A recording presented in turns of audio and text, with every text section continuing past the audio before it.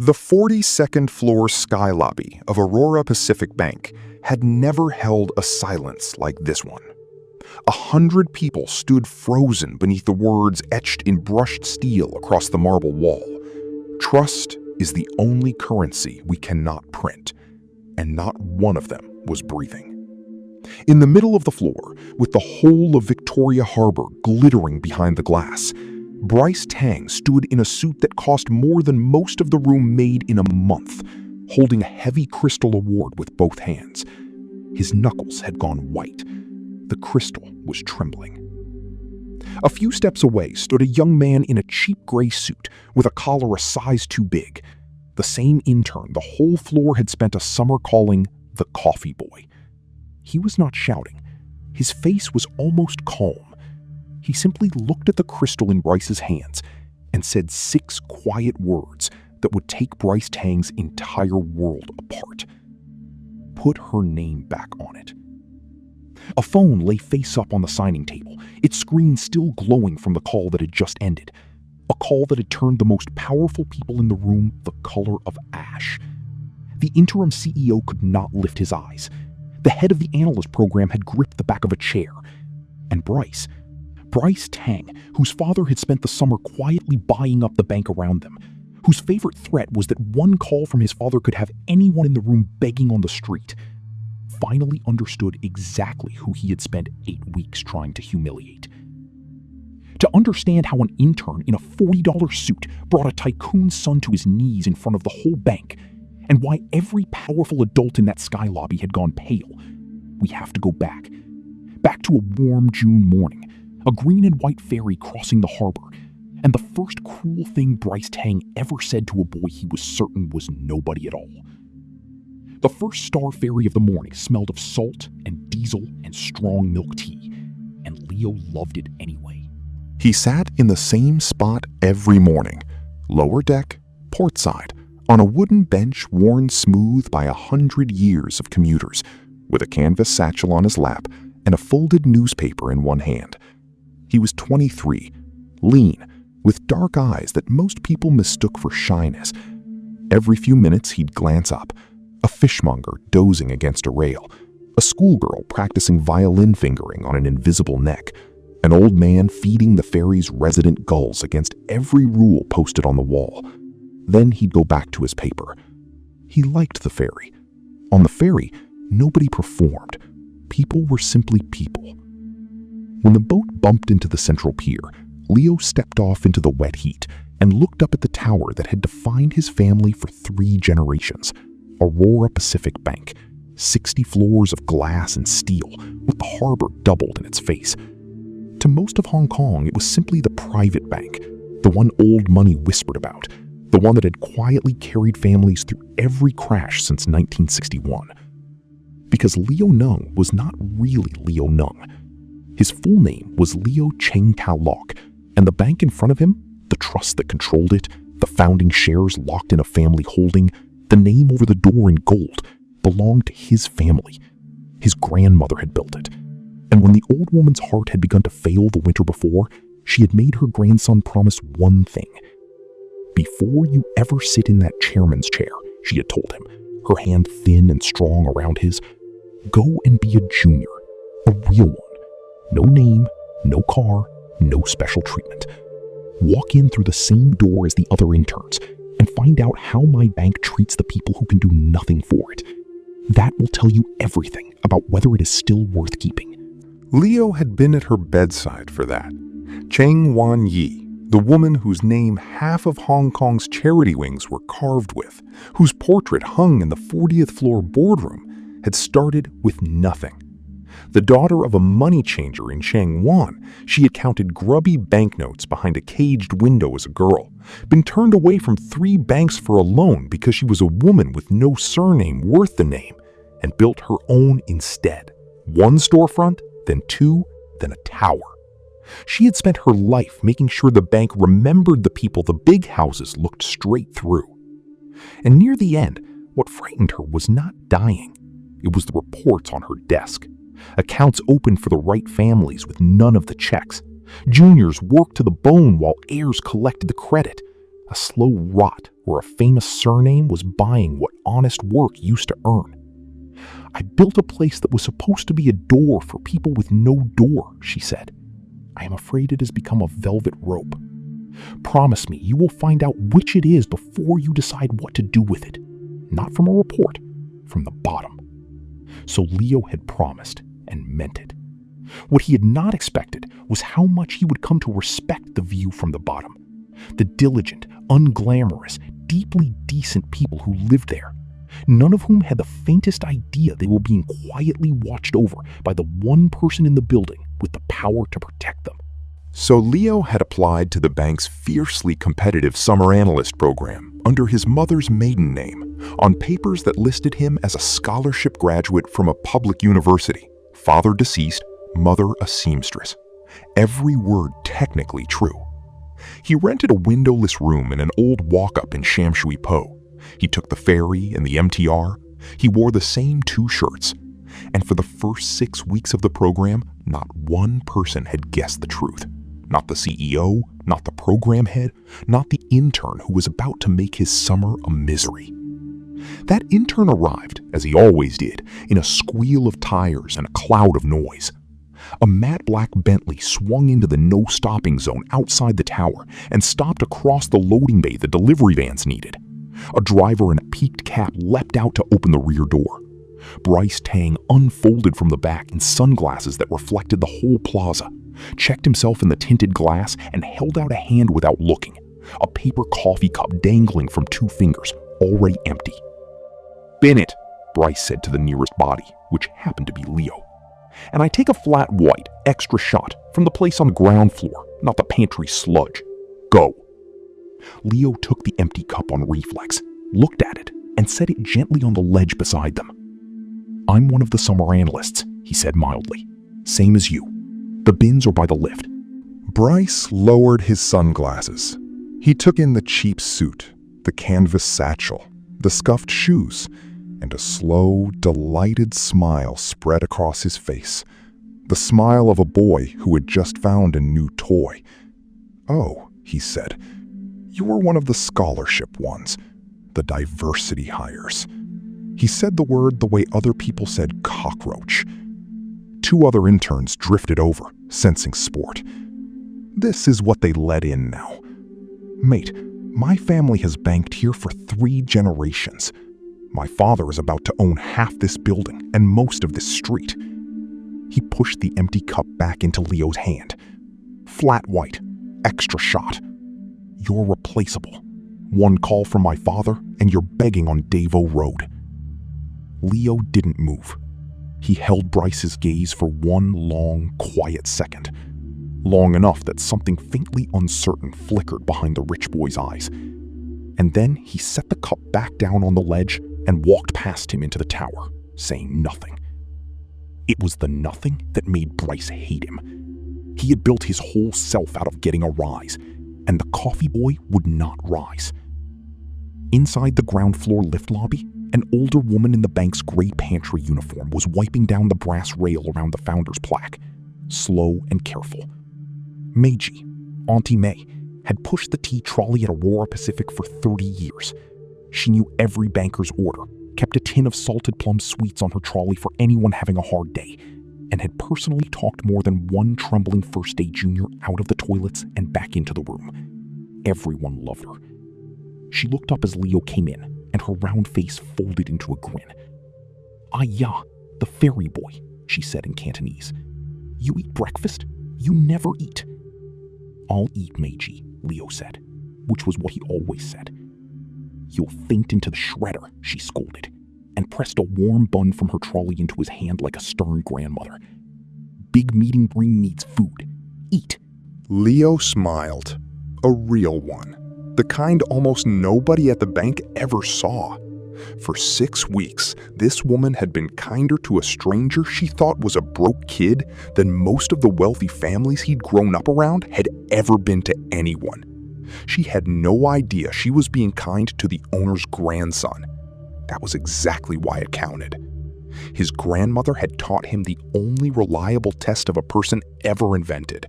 Watch how they treat the people who can do nothing for them. He had come to apply that test to an entire bank, and MyJ had passed it before he'd got through the lobby. Behind them, the revolving door spat out Bryce and his two shadows. Bryce's eyes landed on Auntie Mai's yellow wet floor cone. "Who left this junk in the walkway?" he said loudly, and kicked the cone skidding across the marble. His shoe left a black scuff. "Oi, trolley lady, you missed a spot. Whole lobby smells like a wet market because of people like you." He looked her up and down with theatrical disgust. 30 years pushing a tea cart. That is the saddest thing I have ever seen. This is really your whole life? The lobby had gone quiet. MyJ's jaw tightened, but she was a professional. She had swallowed worse. "Careful, young master," she said evenly, bending for the cone. "Floor's slippery. Don't want you to fall." "Don't young master me," Bryce snapped. "You work for us. Everyone in this building works for my family, or is about to. What's your name on a punch card?" Leo felt something cold and still settle in his chest. The specific patient anger of a person who holds every card and is choosing for now to watch instead. He stepped forward, gently, putting himself between Bryce and the old woman. "She asked you not to slip," Leo said quietly. "Maybe say thank you." Bryce stared, then laughed. The ferry boy and the tea lady. Adorable. He leaned close to Leo and lowered his voice for the two of them only. "Keep getting in my way, scholarship, and I will make these 8 weeks the worst of your life. Then I will make sure no bank in this city ever calls you back. I can do that." "I'm starting to," Leo said. He helped Meiji set the cone back up, took his bun, and rode the lift up to the analyst floor. Behind him, he could feel Bryce's glare like heat on his neck. What Bryce did not know, what nobody knew, was that in the bottom of Leo's satchel, under a battered book of harbor tide tables, was a plain phone with a single contact starred at the top. A man named Albert Kwan, the family solicitor for 40 years and the executor of his grandmother's estate. One call to that number could rearrange this entire tower. Leo had never used it. He had promised his grandmother he would stay a junior until the program ended. That morning was also when Leo first met the person who would end up changing how he thought about the whole plan. Her name was Mabel Chow, a fellow summer analyst, and she sat at the worst desk on the floor, the one under the broken air vent, wedged by the printers, with her shoulders around her ears and a half-eaten cup of instant noodles going cold beside a screen full of numbers. Leo knew the look. It was the look of someone who had clawed into a room like this and spent every day afraid that any second someone would decide she didn't belong. She was the sharpest modeler in the cohort and the only one who never said so. Her father drove a red minibus on the Kwanpong route. Her mother sold vegetables in the Sham Shui Po market. She was the first in her family to wear a lanyard into a building like this, and the return offer at the end of the summer was, quietly, the difference between her family making rent easily or not at all. That first week, when the program head dumped a brutal overnight valuation on the interns and half of them groaned and vanished, it was Mabel who stayed, and Mabel whose model came back flawless. Bryce's came back blank. So Bryce did what he always did. He found the person doing the real work and attached himself to her like a barnacle. "You're the numbers one, right?" he told her, dropping his bag on her desk. "Great, you'll run my client folders too. I've got dinners. Don't make it obvious." It was not a request.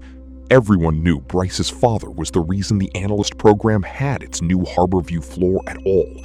A girl who needed the return offer was in no position to say no. So Mabel stayed later and did his work as well as her own, and said nothing. Leo watched it happen. When Bryce swept off to a lunch that lasted the afternoon, Leo pulled a chair to the corner of Mabel's desk and quietly took half the tickets off her pile. "You did the first day valuation blind and beat everyone in this cohort," he said. "You know that, right? You don't owe him your nights." "Easy for the guy with nothing to lose to say," she said, not unkindly, rubbing her eyes. Then softer. "Sorry. Thanks. Really." She hesitated, then turned her screen a few degrees toward him, the way you show someone a secret. You want to see something dumb? Buried at the bottom of her model, in a tiny cell the color of the background, invisible unless you knew to select it, was a line of text, built by the girl from Sham Shui Po. "My dad says sign your work where only you can find it," she said, almost embarrassed, "so no one can ever tell you it wasn't yours. Every model I've ever built has it. Stupid, I know." "It's not stupid," Leo said. He looked at the little hidden line for a moment longer than he needed to.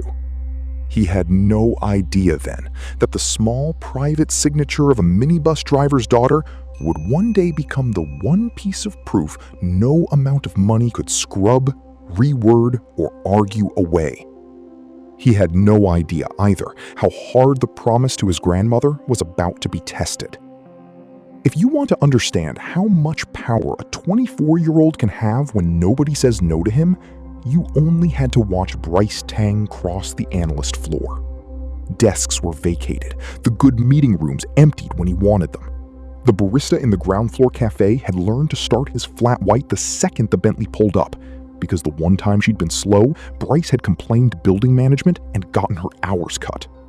Senior bankers who should have known better laughed a half-second too long at his jokes. His father, the shipping and property tycoon Victor Tang, had spent the spring making a very public show of supporting Aurora Pacific. A large capital injection, talk of a strategic partnership. His family's name floated for the naming rights on the new trading floor. Bryce wore that like a crown. He genuinely believed the rules were a thing that happened to smaller people. And for 3 weeks, he made Leo his personal project. It started small, the way cruelty always does. The coffee runs became a standing joke. Bryce would summon Leo across the floor with 2 fingers and a flat white, you know the drill, in front of the senior staff, purely to watch him fetch it. He'd accidentally send Leo to the wrong floor for a document, then report to the program head that the scholarship intern couldn't follow simple instructions.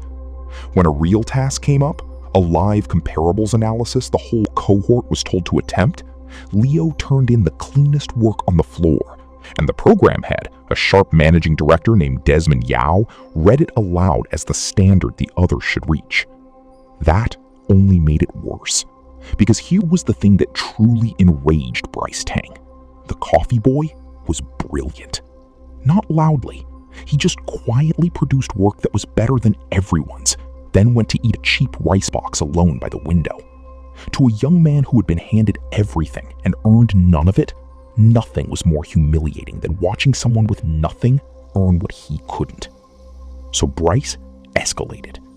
The second week, Leo came back from a coffee run, the humiliating kind Bryce had made him do in front of a visiting client, to find his satchel emptied onto the floor by the printers, his tide table book split down the spine, his notes swept into the recycling. Bryce happened to be leaning nearby with his flat white. "Wow," he said, wide-eyed. "Someone really doesn't respect your things. You should get a locker." "Oh, those cost money, don't they?" His shadow sniggered. Leo crouched, gathered his soaked notes, and looked up at Bryce with those calm, unreadable eyes. "That's going to cost you more than you think," he said. "Are you threatening me?" Bryce laughed. "With what? Your ferry ticket?" Leo picked up his ruined book, put it in his bag, and walked away. Bryce took it as a victory. He always did. He never once wondered why the coffee boy was never afraid.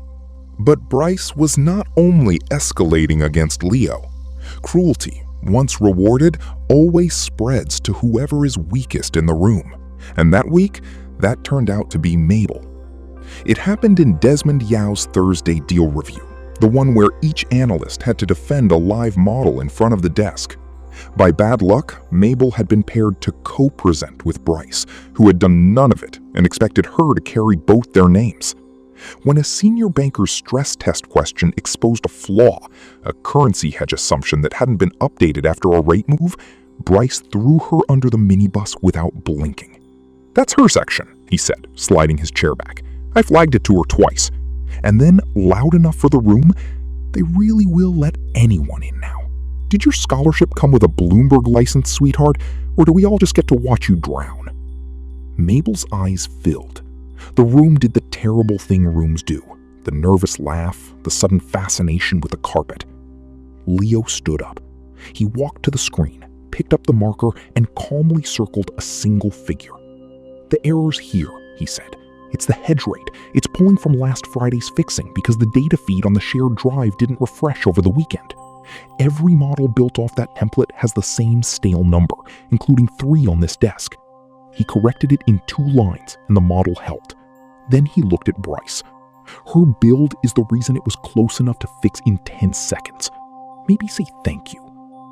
Desmond Yao, who had watched the whole thing, cleared his throat. "Mr. Mung is right. The structure is Miss Chow's, and it's the best on the floor. Mr. Tang, see me about your contribution, or its absence." Bryce did not like that at all, because for the second time, the coffee boy had made him small in the one arena he could not buy his way out of, a room where being right was the only currency that counted. So he went looking for an arena where his money still worked. He found it the next morning in the cafe, cutting the whole queue, accidentally knocking his flat white down the front of Leo's only good shirt, then dropping a crisp red $100 note on the counter with a smirk. "For the dry cleaning," he said. His shadows howled, but the barista, a young woman named Bea, whose hours Bryce had once had cut, quietly slid the note back across the counter. "His coffee's on me," she said. "Yours is $38. It was a small act of courage, and it cost her. Bryce photographed her name badge and promised she'd regret it. But Leo saw it, and he did not forget who was brave when bravery was expensive. 2 days later, Leo was called into a compliance meeting. Someone had filed an anonymous note claiming the scholarship intern had been misusing the client database. It was baseless, and it evaporated the moment Desmond Yao vouched for him, but the message underneath was unmistakable. "I can make you spend every week here defending your right to exist." Bryce had found the one weapon that genuinely frightens a junior with no cushion. Not fists, but paperwork. The slow, bureaucratic bleed people with money can inflict forever, and people without it can only endure. What Bryce didn't know was that the coffee boy he was trying to drown in forms could end the whole game with a single phone call, and was still deliberately choosing not to. Not yet. Not until it would count for everyone, and not only for himself. That night, Leo sat on his narrow bed in Sham Shui Po and did a different kind of arithmetic. Bryce hadn't only targeted him. He had humiliated a diligent colleague, threatened a barista, mocked a tea lady in front of a lobby, and destroyed the belongings of the one intern who kept standing up. It was a pattern, and patterns, Leo knew, were exactly what turned a handful of ugly moments into a case that could not be waved away. So he stopped being angry and started being organized. Dates, names, who was hurt and who was brave. He was not raging, he was documenting. And a junior who documents is far more dangerous than one who shouts. The third week, it stopped being about Leo at all and dragged in the one person he could not stand to see hurt. May J had a routine. Every evening at 7, she brought the trolley around the floors, still burning with late-working juniors, refilling the hot water, leaving a salted plum sweet by the keyboard of anyone who looked like they hadn't slept. That week, Bryce and his shadows had claimed the best corner meeting room, the one with the harbor view, as their private lounge. Feet on the table, takeaway containers everywhere, a mess May J quietly cleared each night without complaint. One evening, Bryce knocked a full cup of bubble tea onto the carpet, on purpose, watched the tapioca scatter, and pointed. "Oi, trolley lady, chop chop." As May J knelt to mop it, Bryce pulled out his phone and started filming. "Say hello to my followers, auntie," he narrated, panning down her bent back. "This is what happens if you don't study, kids. 30 years, and the view is the floor." His shadows laughed. He zoomed on her name badge. MEI. Look at her go. May J kept mopping. Her hands were shaking now, not from the work. Leo was at a desk across the floor, and he stood so fast his chair clattered backwards. Every head turned. He crossed the room in 6 strides, took the phone out of Bryce's hand, not roughly, just decisively, and stopped the recording. "Delete it," he said. For the first time, Bryce looked genuinely startled. Then the fury came. "Do you have any idea who you are touching?" He snatched the phone back. "You just made the biggest mistake of your sad little life." He was breathing hard, blotchy. "You want to defend the trolley lady so badly? Fine. Let's see how much good it does either of you." He stormed out. Meiji put a hand on Leo's arm. "You shouldn't have, boy," she said softly. "Boys like that, their fathers own the world. He'll make you pay." "Let him try," Leo said. But inside, for the first time, a thread of worry pulled tight. Not for himself, but for the woman beside him. Leo could absorb anything Bryce threw. He had a wall of lawyers a phone call away. Meiji had a monthly wage, 30 years of loyalty, and a husband whose kidneys were failing. That night, alone on the darkened floor, Leo noticed something quiet. Bryce had left his laptop open on the lounge table, logged into the shared deal drive, careless as always. Leo touched nothing. He simply saw it.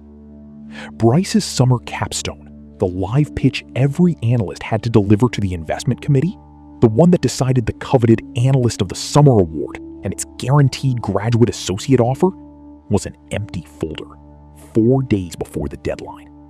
Bryce hadn't built a thing. Leo closed the laptop, turned off the lights, and rode the last MTR south. He didn't know yet exactly how Bryce would fill that empty folder, but he had a feeling, and he was right. The Analyst of the Summer was the most coveted thing a summer intern could win. It came with a Crystal Award, a line in the bank's internal magazine, and, the part that mattered, a guaranteed graduate associate offer and a rotation on the bank's flagship deal desk. Every serious analyst in the cohort had been working toward it for weeks.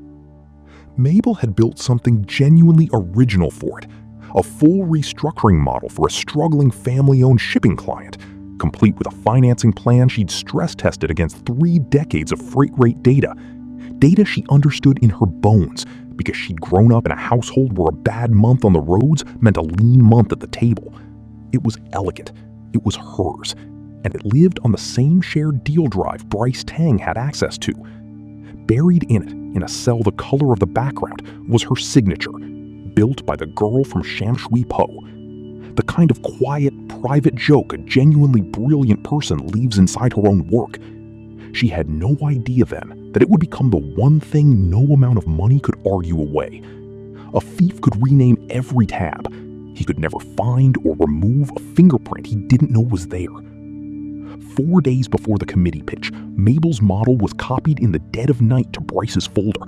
The metadata was crudely scrubbed, the tabs were renamed, a few labels were reworded, and Bryce Tang submitted Mabel Chow's work as his own.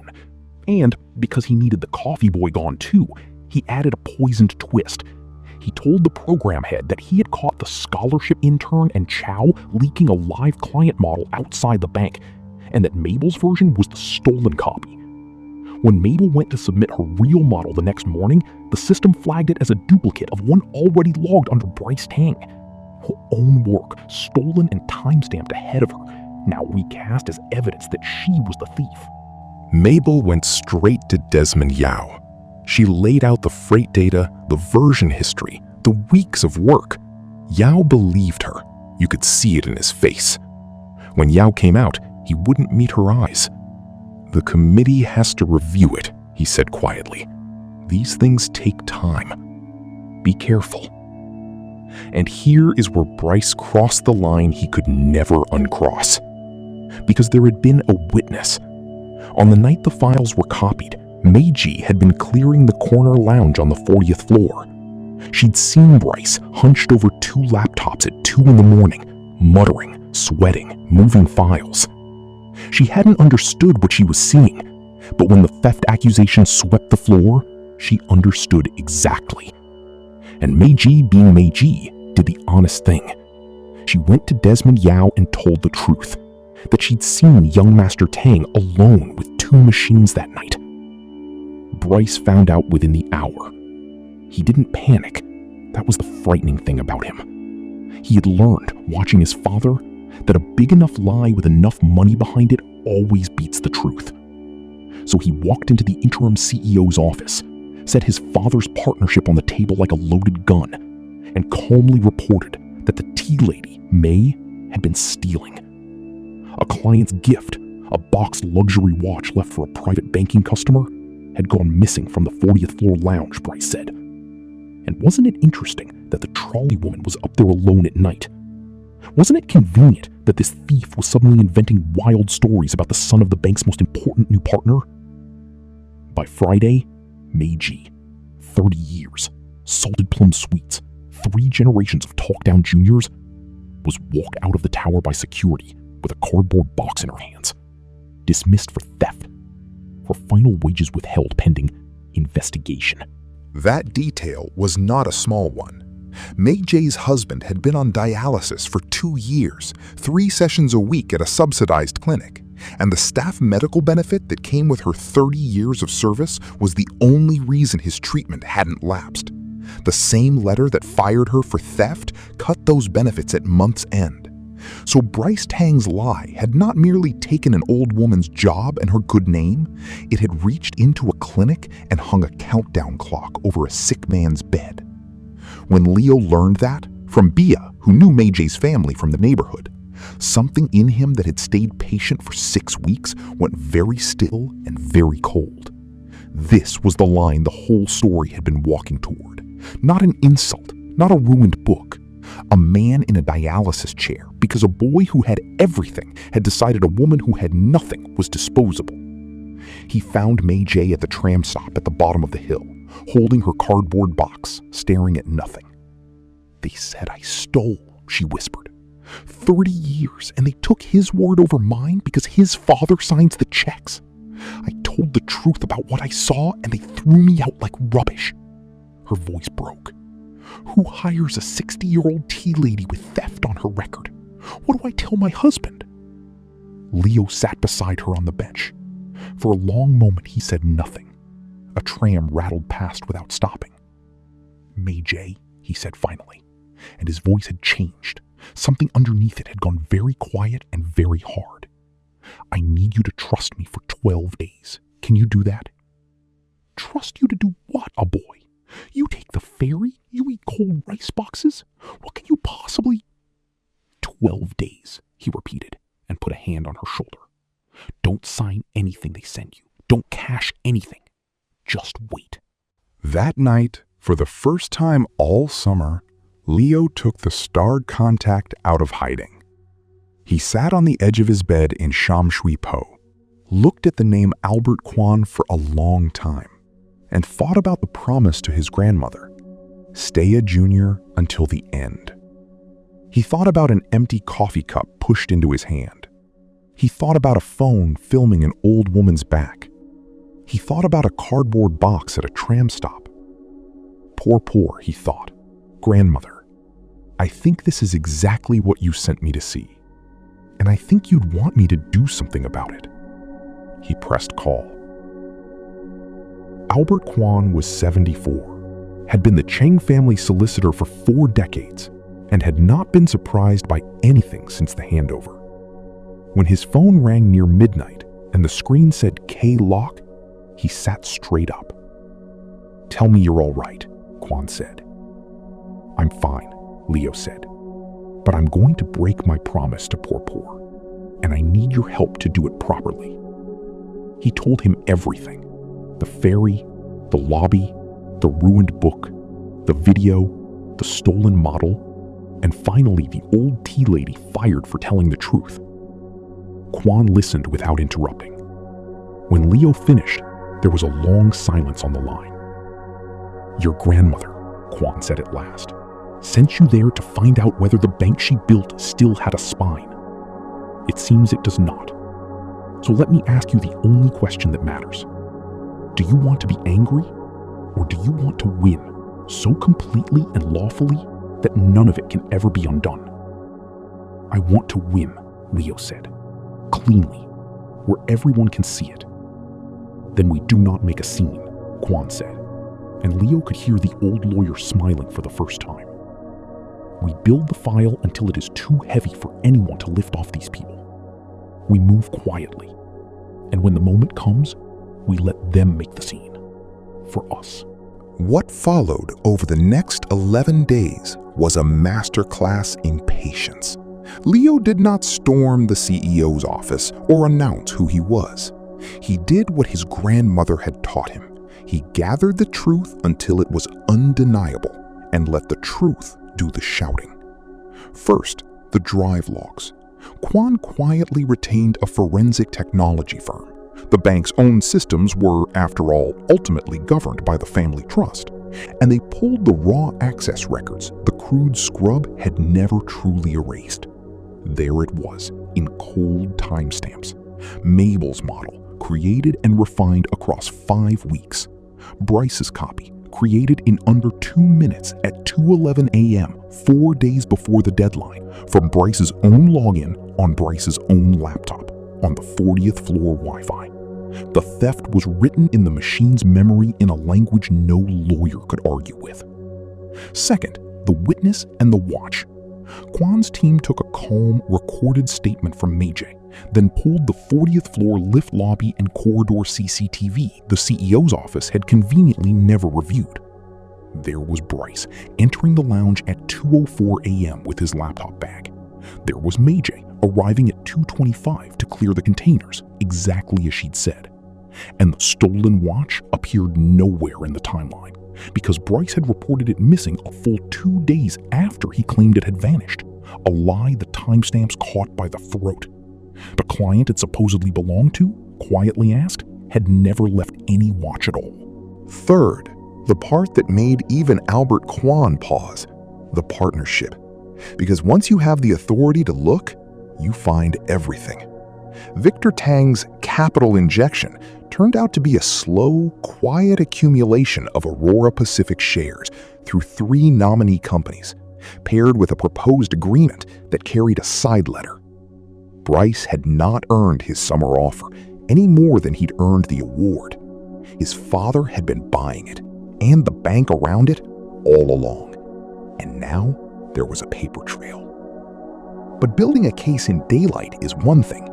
Keeping a 6-week secret from a man with unlimited money is another. And here, for the first time, the story turned genuinely dangerous. Victor Tang had not built an empire by losing gracefully. The moment his people heard that a tea lady's word and a scholarship analyst's complaint were being taken seriously, and that some unfamiliar law firm was suddenly asking for CCTV, they went hunting. Tang hired an investigator to dig into everyone causing trouble for his son, which meant inevitably digging into Leo New. For 3 days, Leo felt the walls tighten. A man in a parked car photographed him at the ferry pier. Someone rang his Sham Shui Po landlord asking about the quiet tenant upstairs. The bank's HR received a request on convincing letterhead for Leo New's full application file and home records. If the investigator pulled that thread hard enough before the committee day, the whole disguise could come apart. And worse, Tang's people would flip the story. A spoiled heir who'd played a cruel prank on honest juniors, the villain of his own expose. Leo called Quan at midnight. They're digging. Then we let them find exactly what we want them to find, Quan said. Quietly and lawfully, the trust's own people made sure every request ran into sealed privacy protections and dead-end scholarship trusts. All true, all impenetrable. The investigator turned up a broke graduate from Sham Shui Po with airtight, boring records and reported back that Leo Ning was precisely what he appeared to be. Reassured his son's tormentor was a nobody, Victor Tang called off the hunt. It was the last easy night he would have. Bryce, meanwhile, made the mistake that put the sharpest edge on the blade.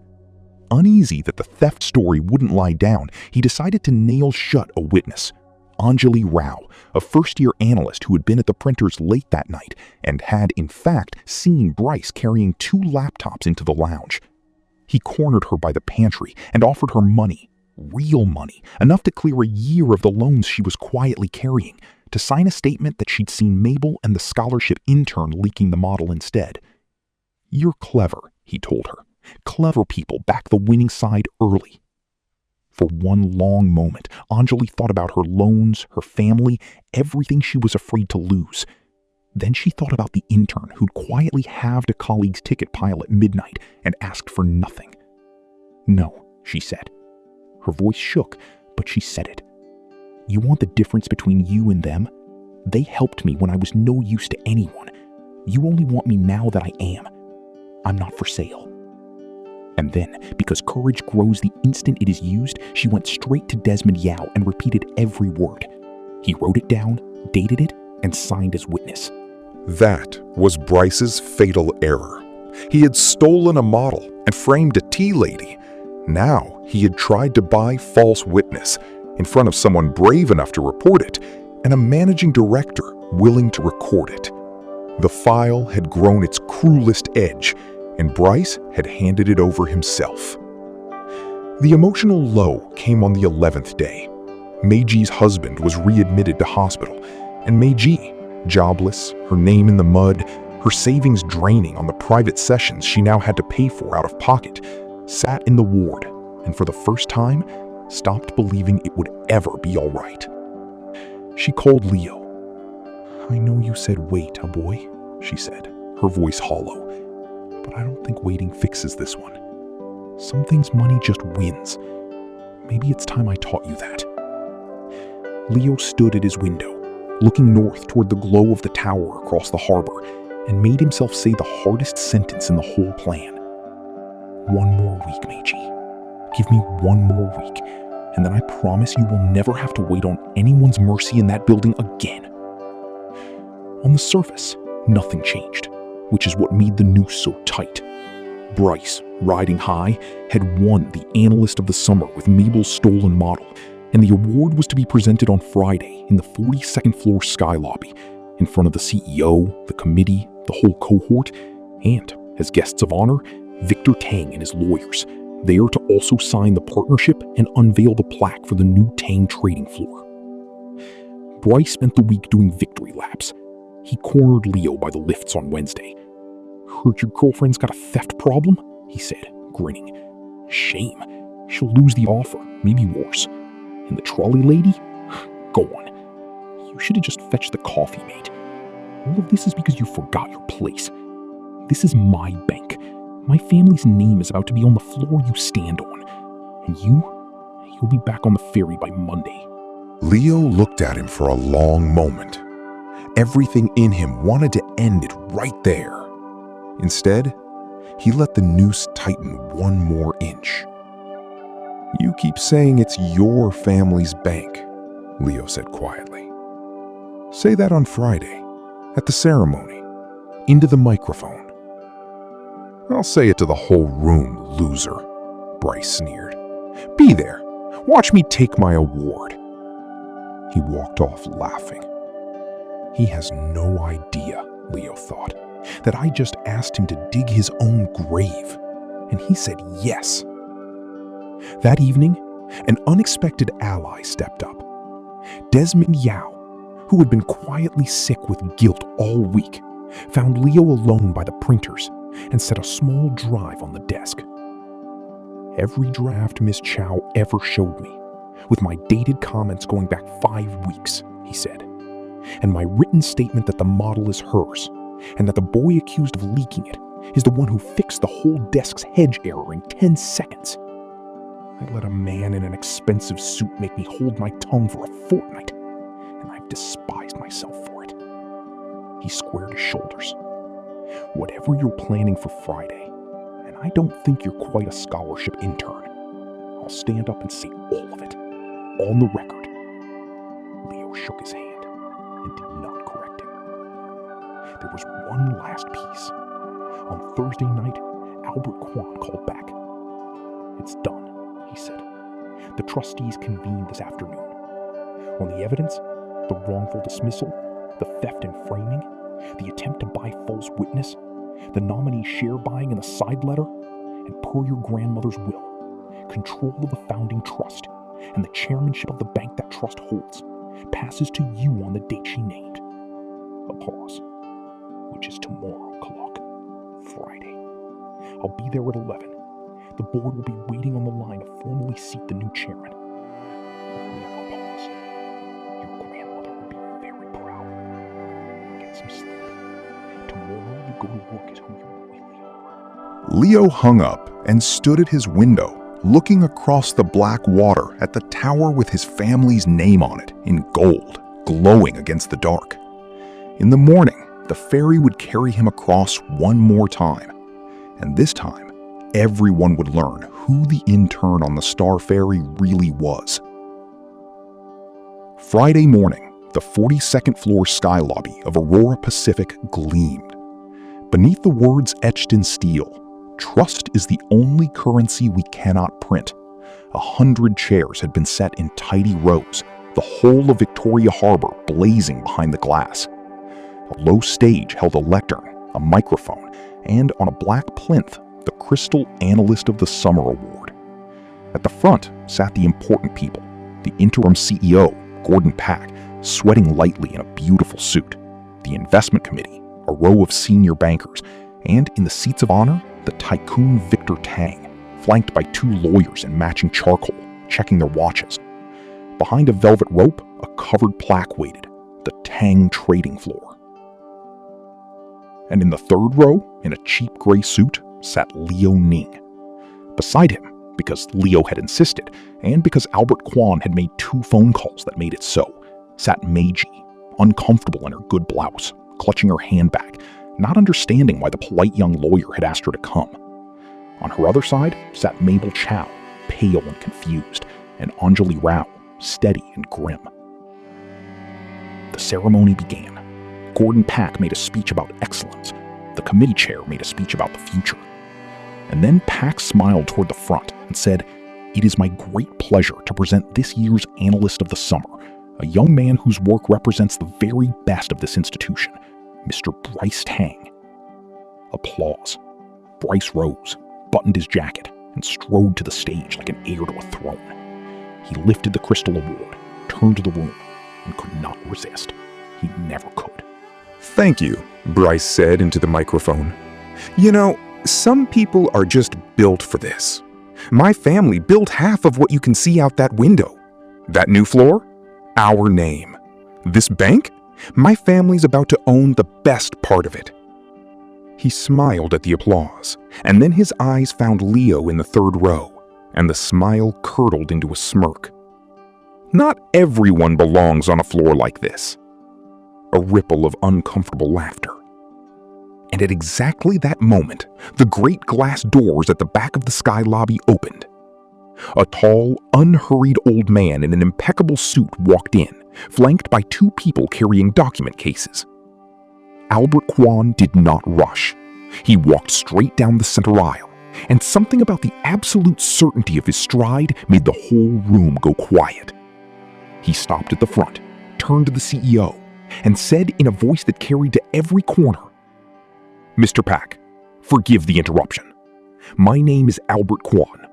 I am counsel to the Cheng Family Trust and executor of the late Madam Cheng Wan-Yi's estate." He set a phone on the lectern and pressed it. "The full board of the trust is on the line. They have an announcement that cannot wait." A voice came from the phone, clear in the silent room. "This is Deputy Chair Teresa Ho. As of 11 o'clock this morning, per the trust deed and the will of Cheng Wan-Yi, majority control of Aurora Pacific, the founding shares and the chairmanship of this bank, passes to her sole heir and grandson." Victor Tang's lawyers stopped checking their watches. "Would the new chairman please come forward," the voice said, "so the board may formally seat him." And in the third row, the intern in the cheap gray suit stood up. Every head turned. Bryce, still on the stage, still holding the crystal, laughed once, a thin, confused sound. "What is this? Some joke? He takes the ferry?" Leo walked down the aisle. He did not hurry.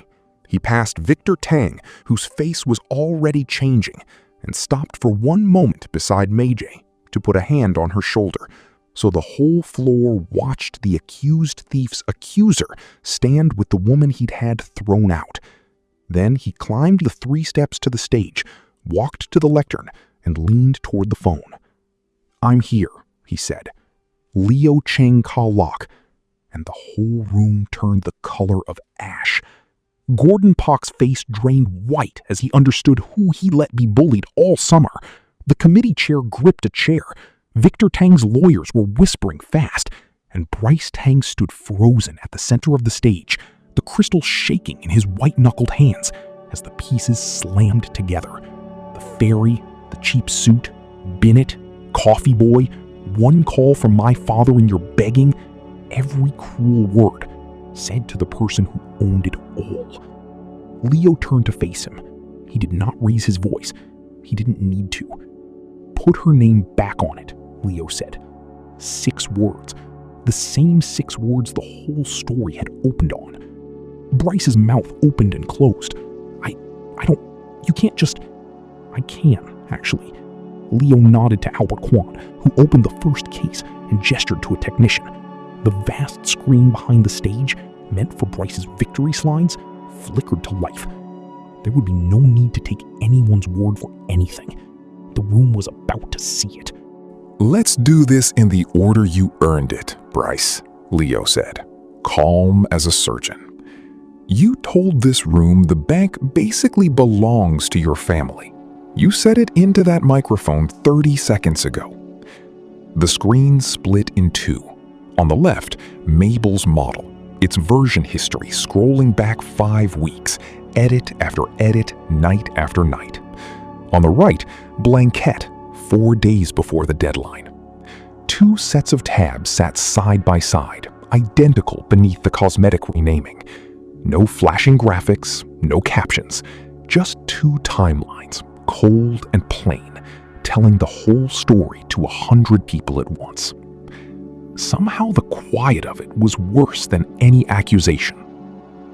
"This is the forensic drive log," Leo said.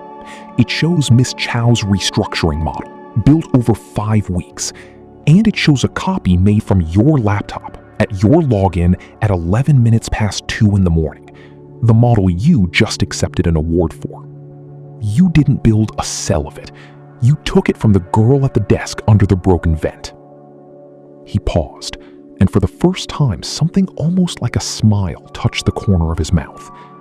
But here's the part you could never have planned for. You renamed the tabs. You reworded the labels. You scrubbed the metadata. You were thorough. He nodded to the screen, where a single hidden cell now glowed, selected. You just didn't know she signs her work. Months of habit, taught by a father who drives a minibus. Sign it where only you can find it, so no one can ever tell you it wasn't yours.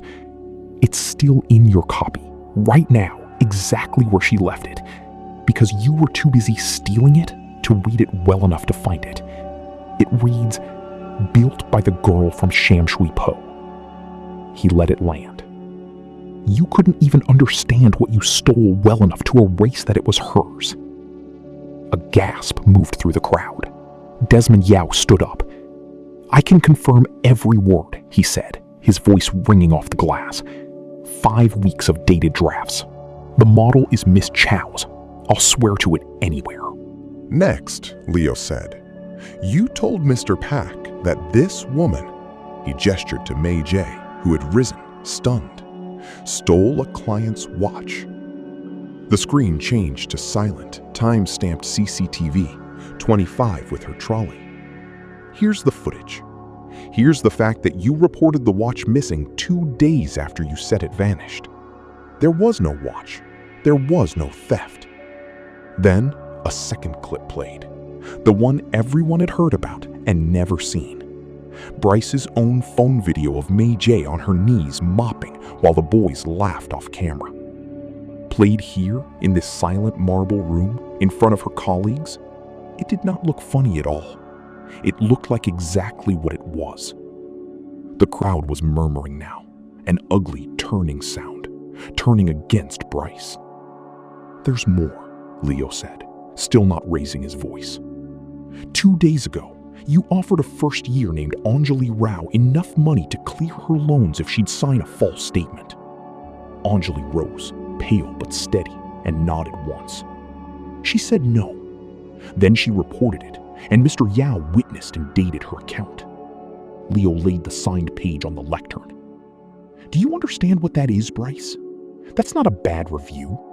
Attempting to procure false testimony is a crime.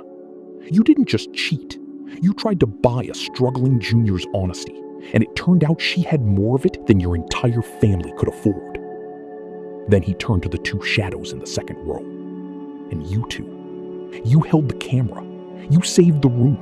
You laughed on cue because standing next to him felt like standing near the throne. Your logins are on that drive that week too. The conduct review will see every line on Monday. One of them, Toby, the younger, was quietly crying. There might be something to be made of that one yet. Leo filed it, without cruelty, in the part of the ledger he kept for people who could still turn back. Leo looked last toward the front row at Gordon Pack, whose face had gone the color of old paper.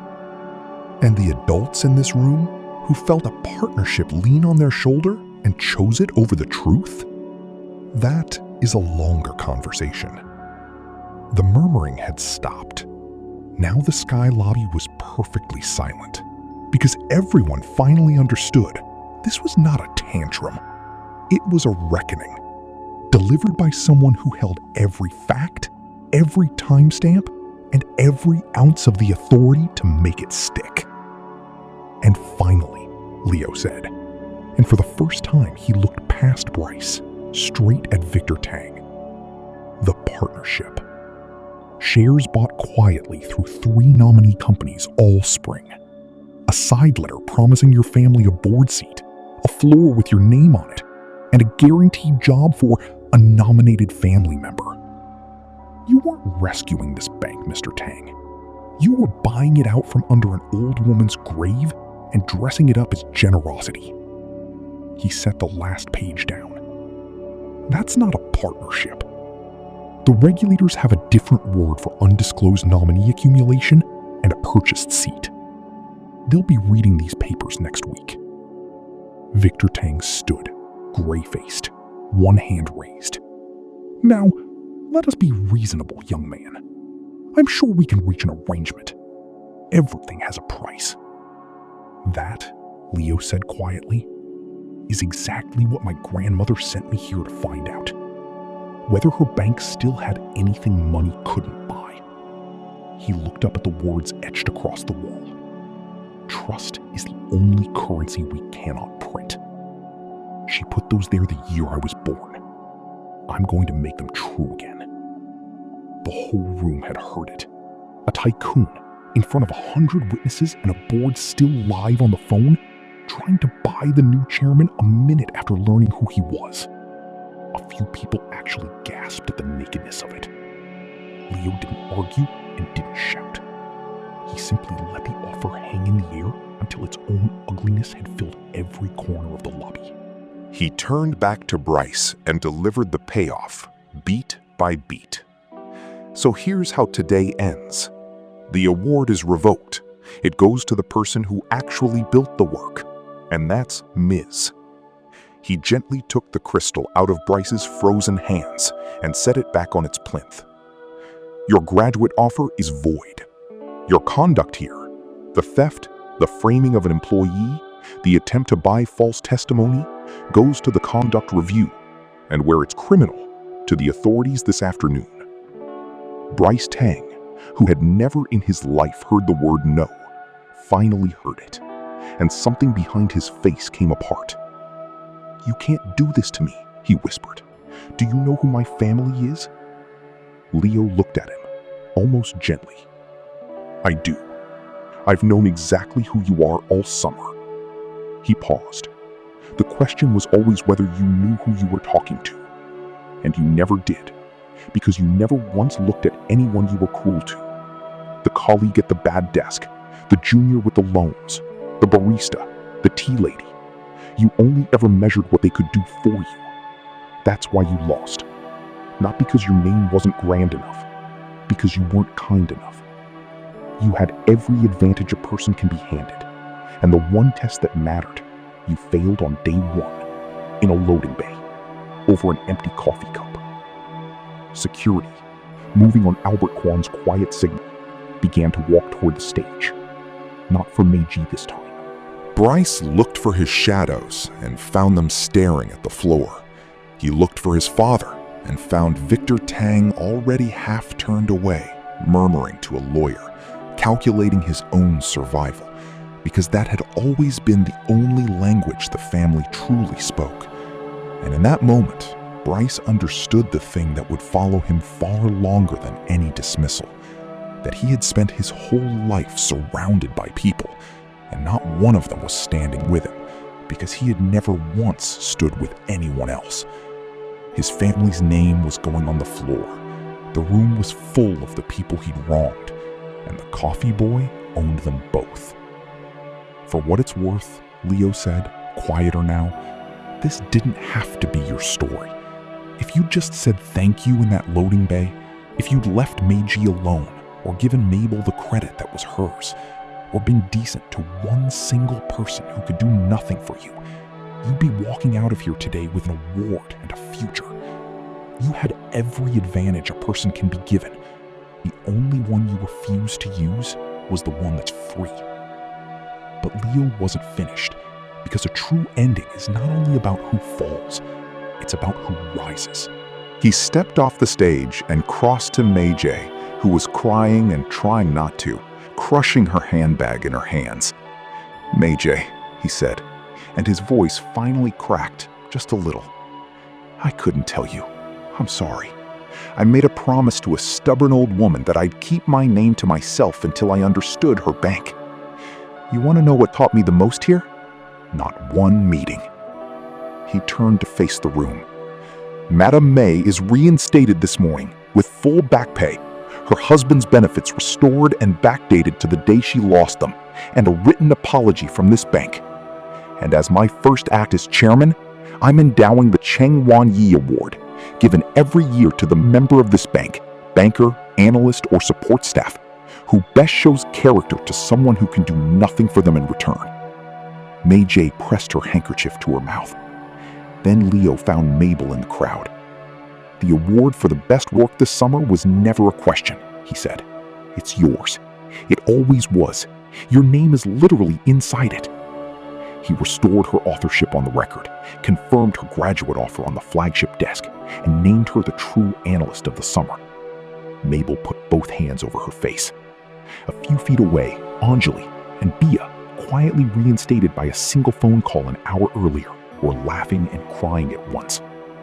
The sky lobby erupted, analysts on their feet, some crying, Desmond Yao grinning like a man who'd found his spine and was glad to have it back.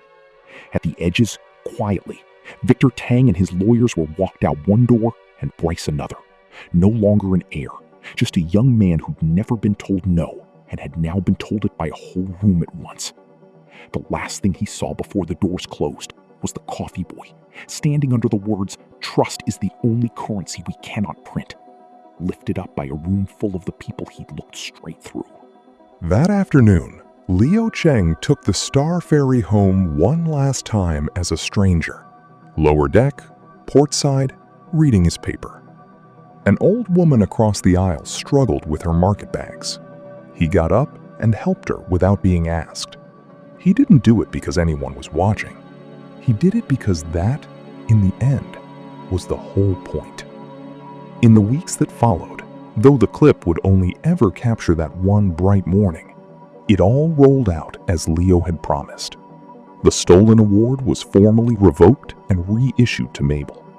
Bryce's offer was rescinded the same week his father's nominee share buying became the opening exhibit in a regulatory inquiry, and the Tang partnership collapsed with it. Gordon Pack resigned before he could be removed. Meiji's husband kept his dialysis chair without a single missed session. And the new floor quietly lost its intended name. The plaque that was never unveiled went into storage. And the trading floor was renamed for a Shangguan money changer's daughter, who had been turned away from 3 banks and built her own. The reason in the end that any of it existed at all.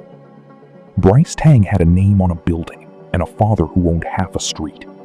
May J had a tea trolley, a tin of salted plum sweets, and 30 years of treating strangers like they mattered.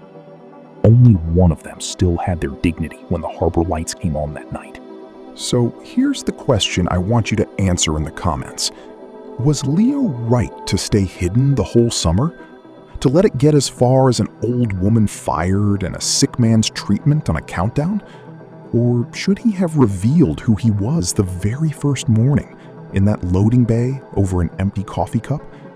Tell me below, and be honest, because we've all, at least once, measured someone by their job or their name. If you believe how you treat people should count for more than the surname you were born with, subscribe and stay for the next one. The son of a Gulf property empire who ordered a quiet shop clerk and an elderly tourist thrown out of his family's gleaming mall, until the clerk did the one thing that money in that whole marble palace couldn't buy or fake. You won't believe how that one ends.